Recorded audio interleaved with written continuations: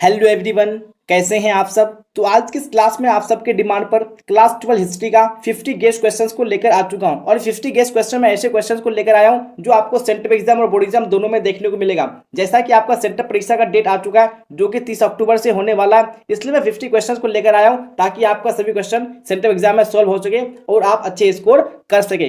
इसलिए आप लोग क्लास को पूरा देखिएगा ताकि आप लोग बोर्ड एग्जाम में भी अच्छे स्कोर कर सके। तो बिना टाइम को वेस्ट किए हम लोग क्वेश्चन की ओर चलेंगे। अगर आपको क्लास अच्छी लगे तो लाइक जरूर से कर देना है और शेयर भी कर देना है, और आपने सब्सक्राइब नहीं किया तो वो सब्सक्राइब कर देना है ताकि आप लोग इसी तरह से क्लास में जुड़ सके और क्लास का बेनिफिट उठा सके। तो यहाँ पे जो फर्स्ट क्वेश्चन है वो स्क्रीन पे आ चुका है। काफी वीवीआई क्वेश्चन है और बार बार आपको एग्जाम में ये क्वेश्चन पूछा जा चुका है।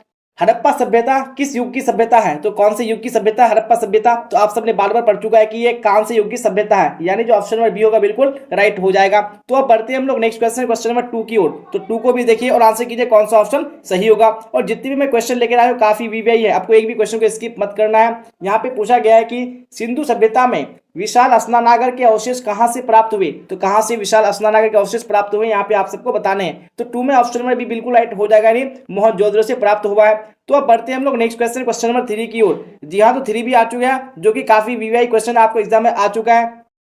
पूछा गया है कि लोथल किस नदी के किनारे स्थित है? तो लोथल कौन सी नदी के किनारे स्थित है? तो हम सब लोग पढ़ चुका है कि जो हड़प्पा है वो रावी नदी के किनारे स्थित है। उसके बाद मोहनजोदड़ो सिंधु नदी के किनारे स्थित है, लेकिन यहाँ पे आपको लोथल के बारे में पूछा है, इसलिए कौन सा ऑप्शन सही हो जाएगा? तो बिल्कुल यहाँ पे आप सबने सही आंसर दिया है, यानी भोगवा। अगर जब भी आता है लोथल का तो यहाँ पे क्या हो जाएगा? भोगवा नदी। जी हाँ, तो बढ़ते हैं हम लोग नेक्स्ट क्वेश्चन, क्वेश्चन नंबर 4 की ओर। तो देखिए 4 में क्या पूछा गया है, फिर आंसर कीजिए कौन सा ऑप्शन सही होगा। पूछा गया है कि मगध की राजधानी कहाँ थी? तो मगध की जो राजधानी थी कहाँ थी, यहाँ पे आप सबको बताने हैं। जी हाँ, तो बिल्कुल आप सबके यहाँ पे आंसर आ चुका है, यानी ऑप्शन नंबर सी, तो पाटलिपुत्र बिल्कुल करेक्ट हो जाएगा। यानी मगध की राजधानी कहाँ थी? पाटलिपुत्र थी। अब बढ़ते हैं हम लोग क्वेश्चन नंबर 5 की ओर। यहाँ पे 5 भी आ चुका है। देखिए क्या पूछा गया है, अर्थशास्त्र के लेखक कौन है? इनमें से कौन अर्थशास्त्र के लेखक है? काफी वीवीआई क्वेश्चन है, इसलिए आपको इसका आंसर पता होना ही चाहिए। यहाँ पे आपका हो जाएगा ऑप्शन नंबर डी, यानी चाणक्य कौटिल्य हो जाएगा। तो अर्थशास्त्र को किसने लिखा था? कौटिल्य ने लिखा था। तो अब बढ़ते हैं हम लोग नेक्स्ट क्वेश्चन, क्वेश्चन नंबर 6 की ओर। जी हाँ, तो 6 भी आ चुका है। क्या पूछा गया, आंसर कीजिए कौन सा सही होगा।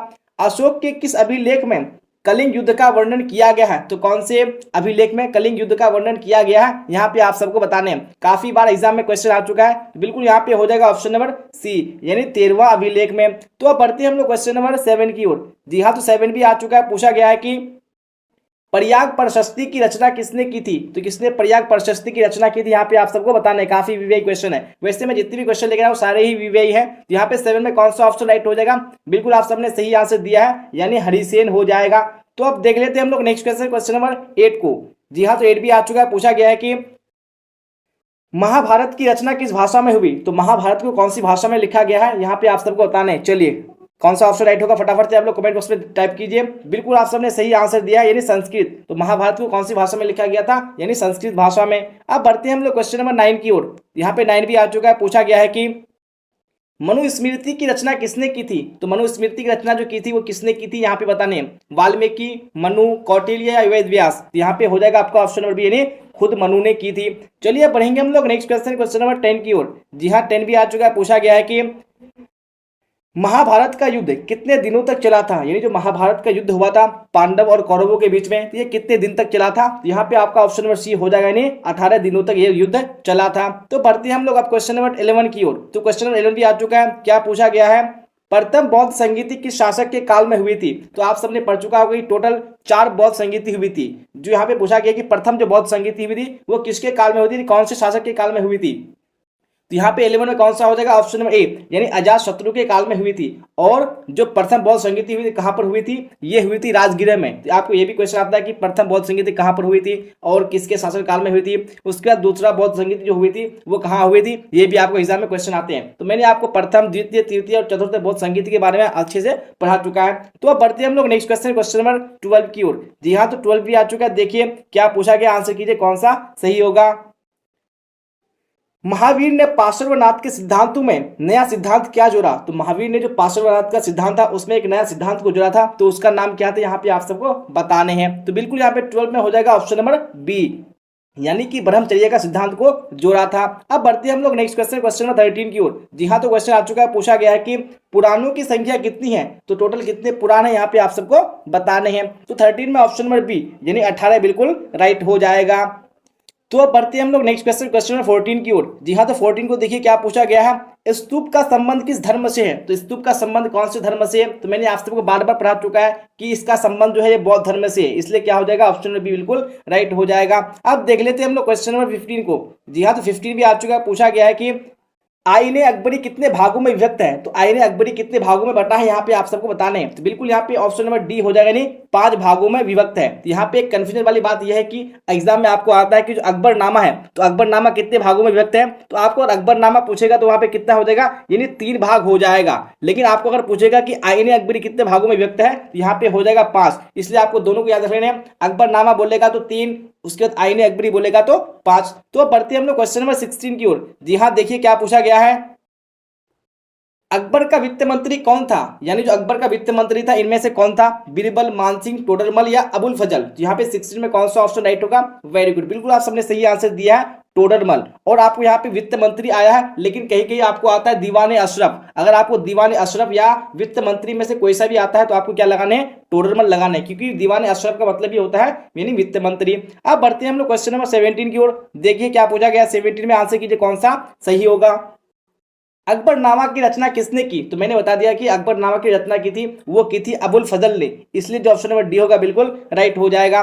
तो बढ़ते हैं हम लोग नेक्स्ट क्वेश्चन, क्वेश्चन नंबर 18 की ओर। जी हाँ, तो 17 हो चुका है, 18 को देखिए क्या पूछा गया है, कुतुब मीनार का निर्माण किसने शुरू किया। तो कुतुब मीनार का निर्माण किसने शुरू किया था। तो मैंने आपको पिछली वाली क्लास में बताया था कि कुतुब मीनार को जो कंप्लीट किया था, बनाकर तैयार किया था, वो किया था इल्तुतमिश ने। लेकिन यहाँ पे पूछा गया है कि किसने शुरू किया था। शुरू की बात आती है तो यहाँ पे क्या हो जाएगा, यानी कुतुबुद्दीन ऐबक, और कंप्लीट की बात आती है तो वहां पे हो जाएगा इल्तुतमिश। चलिए अब देख लेंगे हम लोग नेक्स्ट क्वेश्चन, क्वेश्चन नंबर 19 को। 19 भी आ चुका है, पूछा गया है कि जजिया किससे लिया जाता था। जजिया जो था ये क्या था, कर था, ये किससे लिया जाता था। तो मैंने आपको सब्जेक्ट की क्लास में पढ़ा चुका था कि जजिया यानी गैर मुसलमानों से लिया जाता था, और गैर मुसलमानों यानी जिम्मियों से लिया जाता था, इसलिए क्या हो जाएगा, ऑप्शन नंबर डी बिल्कुल राइट हो जाएगा। तो अब बढ़ते हैं हम लोग नेक्स्ट क्वेश्चन, क्वेश्चन नंबर 20 की ओर। जी हाँ, तो आ चुका है स्क्रीन पे क्वेश्चन, पूछा गया है कि पानीपत का प्रथम युद्ध किस वर्ष हुआ था। यानी पानीपत की जो प्रथम लड़ाई हुई थी वो कौन से वर्ष में हुई थी। यहाँ पे हो जाएगा ऑप्शन नंबर बी, यानी 1526 ईस्वी में, जो कि हुई थी बाबर और इब्राहिम लोदी के बीच में, जो कि इब्राहिम लोदी वंश का आखिरी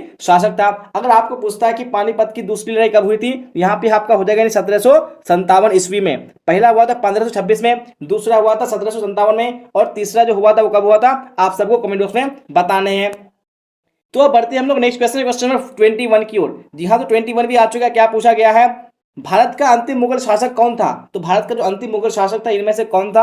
आप सबने पढ़ चुका होगा कि जो बाबर था ये क्या था, मुगल वंश का संस्थापक, यानी पहला शासक बाबर था, लेकिन जो अंतिम शासक था वो था बहादुर शाह जफर द्वितीय, यानी जो ऑप्शन नंबर बी होगा बिल्कुल राइट हो जाएगा। तो अब देखेंगे हम लोग नेक्स्ट क्वेश्चन, क्वेश्चन नंबर 22 को। 22 में पूछा गया है कि विजयनगर का महानतम शासक कौन था। यानी विजयनगर साम्राज्य था, काफी महत्वपूर्ण, काफी महान साम्राज्य था, लेकिन यहाँ पे बताने कि उसका जो महानतम शासक था इनमें से कौन था, वीर नरसिंह या कृष्णदेव राय, अच्युत राय या सदाशिव राय। यहाँ पे बार बार एग्जाम में क्वेश्चन आता है कि कृष्णदेव राय था। तो बढ़ेंगे हम लोग नेक्स्ट क्वेश्चन, क्वेश्चन नंबर 23 की ओर। जी हाँ, 23 को देखिए क्या पूछा गया है, हम्पी किस राज्य से संबंधित है। तो हम्पी कौन से राज्य से संबंधित है। मैंने आपको बार बार बता चुका है कि हम्पी जो है ये विजयनगर साम्राज्य से संबंधित है, क्योंकि जब विजयनगर का क्या हो गया, ध्वंस हो गया, पूरी तरीके से बर्बाद हो गया, तब उसका नाम यानी हम्पी से जाना गया। तो अब बढ़ेंगे हम लोग नेक्स्ट क्वेश्चन, क्वेश्चन नंबर 24 की ओर। 24 में पूछा गया है कि प्रसिद्ध विरूपाक्ष मंदिर कहाँ स्थित है। यानी जो विरूपाक्ष मंदिर है काफी प्रसिद्ध मंदिर है, ये कौन से राज्य में स्थित, यहाँ पे आप सबको बताने हैं। तो बिल्कुल हो जाएगा आपका ऑप्शन नंबर ए, यानी हम्पी में स्थित है। तो अब देखेंगे हम लोग नेक्स्ट क्वेश्चन, क्वेश्चन नंबर 25 को। जी हाँ, 25 में पूछा गया है कि वीरशैव यानी लिंगायत आंदोलन के जनक कौन थे। तो इनमें से कौन लिंगायत आंदोलन या वीरशैव आंदोलन के जनक थे, आप सबको बताने हैं। कबीर, गुरु नानक, बासवन्ना या कराईकल। यहाँ पे 25 में हो जाएगा ऑप्शन नंबर सी, यानी इसके कौन थे आंदोलन के जनक, बासवन्ना थे, इसलिए ऑप्शन नंबर सी करेक्ट हो जाएगा। अब देखेंगे हम लोग क्वेश्चन नंबर 26 को। पूछा गया है कि उत्तर भारत में भक्ति आंदोलन का आरंभ किस संत ने किया। तो उत्तर भारत में आंदोलन को जो आरंभ किया था वो कौन से संत ने किया था, आप सबको बताने हैं। रामानंद, कबीर, चैतन्य या नानक। तो यहाँ पे 26 में हो जाएगा ऑप्शन नंबर ए, यानी कि रामानंद हो जाएगा। जी हाँ, तो बढ़ेंगे हम लोग नेक्स्ट क्वेश्चन, क्वेश्चन नंबर 27 की ओर। तो यहाँ पे 27 को देखिए और आंसर कीजिए कौन सा सही होगा। बीजक में किस संत का उपदेश संग्रहित है। यानी बीजक जो है क्या है, संकलन है, जो कि यहाँ पे उपदेश संग्रहित है, तो कौन से यानी किस संत का यहाँ पे आपको बताने। तो 27 में हो जाएगा ऑप्शन नंबर ए, यानी कबीरदास का। चलिए अब बढ़ेंगे हम लोग क्वेश्चन नंबर 28 की ओर। पूछा गया है कि मार्को पोलो किस देश का निवासी था। मार्को पोलो कौन से देश से भारत आया था, यहाँ पे आपको बताने हैं। तो 28 में हो जाएगा ऑप्शन नंबर बी, यानी इटली का निवासी था। चलिए तो अब देख लेते हैं हम लोग नेक्स्ट क्वेश्चन, क्वेश्चन नंबर 29 को। जी हाँ, पूछा गया है कि किताबुल हिंद की रचना किस भाषा में हुई, यानी जो किताबुल हिंद है इसकी रचना हुई थी कौन से भाषा में हुई थी, आप सबको हम बताने हैं। संस्कृत, पाली, उर्दू या अरबी। और किताबुल जो हिंद है ये क्या है, एक यात्रा वृत्तांत है। तो कौन सी भाषा में इसकी रचना हुई थी, यहाँ पे हो जाएगा ऑप्शन नंबर डी, यानी अरबी भाषा में हुई थी। चलिए अब देखेंगे हम लोग नेक्स्ट क्वेश्चन, क्वेश्चन नंबर 30 को। जी हाँ, 30 भी आ चुका है। क्या पूछा, क्या आंसर कीजिए कौन सा राइट होगा। टैबरनियर किसके शासन काल में भारत आया था। तो किसके शासन काल में टैबरनियर भारत आया था, ये सारे क्या थे, यात्री थे। तो कौन से शासक के काल में आया था, तो 30 में हो जाएगा ऑप्शन नंबर बी, यानी शाहजहां के काल में आया था। जी हाँ, तो मैं आपको जो क्वेश्चन कवर करा रहा हूँ ये क्वेश्चन आपके सेंट्रल एग्जाम और बोर्ड एग्जाम दोनों के लिए काफी इंपॉर्टेंट है, क्योंकि आपका 30 अक्टूबर से क्या होने वाला है, सेंट्रल एग्जाम होने वाला है, जो कि आपको पास करना जरूरी है, तभी आप लोग फाइनल एग्जाम में बैठ सकते हैं। इसलिए मैं जितनी भी क्लासेस लेके आ रहा हूँ आपको सभी क्लास को करना जरूरी है, और सब्सक्राइब नहीं किया तो आपको सब्सक्राइब भी कर लेना है। फिलहाल बढ़ते हैं हम लोग नेक्स्ट क्वेश्चन, क्वेश्चन 31 की ओर, और आप लोग आंसर कीजिए कौन सा राइट होगा। ईस्ट इंडिया कंपनी की स्थापना कब हुई। तो ईस्ट इंडिया कंपनी की जो स्थापना हुई थी वो कौन से वर्ष में हुई थी, तो आप सबने पढ़ चुका है, मैंने पढ़ा चुका है कि 1600 ईस्वी में हुई थी, इसलिए ऑप्शन नंबर ए बिल्कुल राइट हो जाएगा। अब देखेंगे हम लोग क्वेश्चन नंबर 32 को। 32 में पूछा गया है कि किसको बंगाल और बिहार में अस्थाई बंदोबस्त शुरू करने का श्रेय दिया जाता है। अस्थाई बंदोबस्त, जिसको इस्तमरारी बंदोबस्त भी बोला जाता है, तो इसका श्रेय किसको दिया जाता है, यहाँ पे आपको बताने हैं। तो 32 में जो करेक्ट आंसर हो जाएगा वो हो जाएगा ऑप्शन नंबर ए, यानी लॉर्ड कॉर्नवालिस को इसका श्रेय दिया जाता है। अब बढ़ते हैं हम लोग क्वेश्चन नंबर 33 की ओर। जी हाँ, 33 आ चुका है। स्क्रीन पर पूछा गया है कि दामिनी कोह क्या था, यानी जो दामिनी कोह था ये क्या था, यहाँ पे बताने। तो मैंने आपको पढ़ा चुका है कि दामिनी कोह जो था एक भूभाग था। चलिए अब देख लेंगे हम लोग नेक्स्ट क्वेश्चन, क्वेश्चन 34 में क्या पूछा गया है, आंसर कीजिए कौन सा सही होगा। रैयतवाड़ी व्यवस्था कहां लागू किया गया था। तो कहां पर रैयतवाड़ी व्यवस्था लागू किया गया था, यहाँ पे आप सबको बताने हैं। तो यहाँ पे 34 में ऑप्शन नंबर सी बिल्कुल राइट हो जाएगा, यानी बंबई। जी हाँ, तो बढ़ते हैं हम लोग नेक्स्ट क्वेश्चन, क्वेश्चन नंबर 35 की ओर। जी हाँ, 35 आ चुका है। क्या पूछा गया, आंसर कीजिए कौन सा सही होगा। 1857 के विद्रोह के समय भारत का गवर्नर जनरल कौन था। तो उस समय कौन गवर्नर जनरल था जब विद्रोह हुआ था भारत में। तो यहाँ पे 35 में कौन सा ऑप्शन राइट होगा आपको बताने। बिल्कुल आप सबने सही आंसर दिया है, यानी लॉर्ड कैनिंग। तो उस समय कौन था, लॉर्ड कैनिंग था। अब बढ़ेंगे हम लोग क्वेश्चन नंबर 36 की ओर। क्या पूछा गया 36 में, ग्रेट रिवोल्ट नामक पुस्तक किसने लिखी, यानी जो ग्रेट रिवोल्ट नामक पुस्तक है इसके राइटर, इसके लेखक कौन है, यहाँ पे आपको बताने हैं। तो 36 में हो जाएगा ऑप्शन नंबर सी, यानी अशोक मेहता हो जाएगा। अब देख लेंगे हम लोग क्वेश्चन नंबर 37 को। पूछा गया है कि लखनऊ में 1857 के विद्रोह का मुख्य नेता कौन था, यानी लखनऊ में किसने नेतृत्व किया था विद्रोह का, आप सबको बताने हैं। नाना साहेब, बेगम हजरत महल, या रानी लक्ष्मीबाई, या बैजाबाई। यहाँ पे 37 में जो करेक्ट आंसर हो जाएगा वो हो जाएगा बेगम हजरत महल हो जाएगा। अब बढ़ेंगे हम लोग क्वेश्चन नंबर 38 की ओर। जी हाँ, 38 आ चुका है। पूछा गया है कि भारत में रेलवे की शुरुआत कब हुई। तो कौन से ईस्वी में रेलवे की शुरुआत हुई थी, यहाँ पे आपका ऑप्शन नंबर ए हो जाएगा, यानी 1853 ईस्वी में। अगर आपको एग्जाम में आता है कि भारत में वायु परिवहन की शुरुआत कब हुई थी, तो वो हुई थी 1911 ईस्वी में, क्योंकि आपके एग्जाम में ये भी क्वेश्चन आता है, इसलिए आपको याद जरूर से कर लेने हैं अगर याद नहीं है तो अब देख लेंगे हम लोग क्वेश्चन नंबर 39 को। 39 भी आ चुका है। पूछा गया है कि भारत की राजधानी कलकत्ता से दिल्ली स्थानांतरित हुई थी। तो कौन से ईस्वी में भारत की राजधानी कलकत्ता से दिल्ली को स्थानांतरित की गई थी, यहाँ पे हो जाएगा वर्ष 1911 ईस्वी में, यानी ऑप्शन नंबर सी बिल्कुल राइट हो जाएगा। अब देख लेते हैं हम लोग क्वेश्चन नंबर 40 को। 40 में पूछा गया है कि गेटवे ऑफ इंडिया का निर्माण कब हुआ था। तो कब हुआ था गेटवे ऑफ इंडिया का निर्माण, तो यहाँ पे आपको दो क्वेश्चन पूछते हैं, एक इंडिया गेट और एक गेटवे ऑफ इंडिया। जब भी बात आती है गेटवे ऑफ इंडिया की, तो यहाँ पे हो जाएगा आपका ऑप्शन नंबर सी, यानी 1911 ईस्वी में। और आपको पूछेगा कि इंडिया गेट जो कि दिल्ली में है, तो वो हुआ था 1931 ईस्वी में। तो दोनों का जो कंफ्यूजन आपको दूर कर लेना है और आपको अच्छे से याद कर लेना है। फिलहाल पढ़ेंगे हम लोग अब नेक्स्ट क्वेश्चन, क्वेश्चन नंबर 41 की ओर। 41 में पूछा गया है कि मुस्लिम लीग की स्थापना किस वर्ष हुई थी। तो कौन से वर्ष में मुस्लिम लीग की स्थापना हुई थी, तो यहाँ पे आप सबको बताने। तो 41 में हो जाएगा ऑप्शन नंबर बी, यानी 1906 ईस्वी में मुस्लिम लीग की स्थापना हुई थी। अब बढ़ेंगे हम लोग नेक्स्ट क्वेश्चन, क्वेश्चन 42 की ओर। जी हाँ, 42 में पूछा गया है कि महात्मा गांधी ने पहला किसान आंदोलन कहाँ शुरू किया। तो कहाँ पर किसान आंदोलन पहला शुरू किया था, वो किया था चंपारण आंदोलन से, इसलिए क्या हो जाएगा ऑप्शन में भी राइट हो जाएगा, जो कि 1917 में हुआ था। आपको एग्जाम में ये भी क्वेश्चन आता है कि चंपारण सत्याग्रह आंदोलन कब हुआ था, 1917 में। अब देखेंगे हम लोग क्वेश्चन नंबर 43 को। पूछा गया है कि महात्मा गांधी के राजनीतिक गुरु कौन थे। इनमें से कौन राजनीतिक गुरु यानी पॉलिटिकल लीडर थे महात्मा गांधी के, यहाँ आप सबको बताने हैं। तो 43 में हो जाएगा ऑप्शन नंबर ए, यानी गोपाल कृष्ण गोखले, यानी क्या होगा ऑप्शन नंबर ए, बिल्कुल राइट। अब बढ़ेंगे हम लोग क्वेश्चन नंबर 44 की ओर। पूछा गया है कि गांधी जी ने असहयोग आंदोलन किस वर्ष आरंभ किया था? तो कौन से वर्ष में असहयोग आंदोलन आरंभ किया था, यहाँ पे आप सबको बताने हैं। तो 44 का जो राइट आंसर हो जाएगा वो हो जाएगा आपका ऑप्शन नंबर ए, यानी 1920 ईस्वी में। अगर आपको पूछता है कि सविनय अवज्ञा आंदोलन कब हुआ था, तो वो हुआ था 1930 ईस्वी में, तो आपको ये भी याद रख लेने हैं। अब बढ़ेंगे हम लोग नेक्स्ट क्वेश्चन नंबर 45 की ओर। क्या पूछा गया 45 में?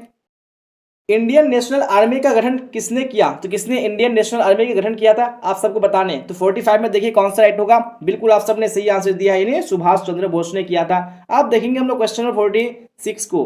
जी हाँ, 46 में पूछा गया है कि कैबिनेट मिशन के अध्यक्ष कौन थे? इनमें से कौन कैबिनेट मिशन के अध्यक्ष थे, आप सबको बताने हैं। और आप सबने पढ़ चुका है कि जो कैबिनेट मिशन भारत आया था वो कब आया था, वो 1946 ईस्वी में आया था। तो इसके कौन अध्यक्ष थे, यहाँ पे आपको बताने हैं। तो यहाँ पे ऑप्शन नंबर सी बिल्कुल राइट हो जाएगा, नहीं पैथिक लॉरेंस। तो अब बढ़ेंगे हम लोग नेक्स्ट क्वेश्चन 47 की ओर। जी हाँ, तो 47 भी आ चुका है स्क्रीन पर। क्या पूछा गया है? स्वतंत्र भारत के प्रथम भारतीय गवर्नर जनरल कौन थे? इनमें से कौन स्वतंत्र भारत के प्रथम गवर्नर जनरल थे? यहाँ पे 47 में कौन सा राइट आंसर हो जाएगा? जी हाँ, तो यहाँ पे 47 में ऑप्शन नंबर सी बिल्कुल राइट हो जाएगा, नहीं माउंटबेटन।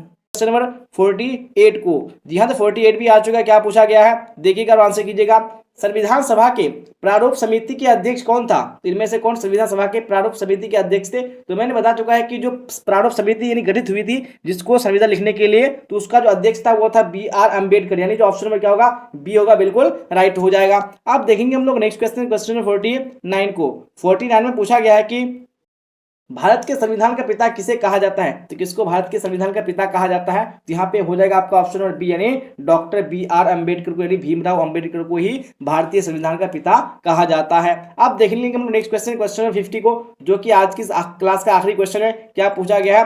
भारत किस वर्ष गणतंत्र बना? तो भारत कौन सी वर्ष में गणतंत्र बना, यहाँ पे आप सबको राइट आंसर बताना है। तो इस क्वेश्चन का मैं यहाँ पे आंसर आप सबको नहीं बताऊंगा, क्योंकि काफी इजी क्वेश्चन है, आप सबको इसका आंसर पता ही होना चाहिए, इसलिए आप लोग कमेंट बॉक्स में जरूर से टाइप कर दीजिएगा। जी हाँ, तो इसी क्वेश्चन के साथ मैंने आज की इस क्लास में आप सबको हिस्ट्री का 50 गेस्ट क्वेश्चन कंप्लीट करा दिया, और इस गेस्ट क्वेश्चन में ऐसे क्वेश्चन को कवर कराया जो आपको सेंट्रल एग्जाम और बोर्ड एग्जाम दोनों में देखने को मिलेगा। इसलिए आपने पूरा क्लास को नहीं किया तो पूरे क्लास को कर लेना, क्योंकि मैंने आपको ऐसे क्वेश्चन कंप्लीट कराया है जो काफी इंपॉर्टेंट है।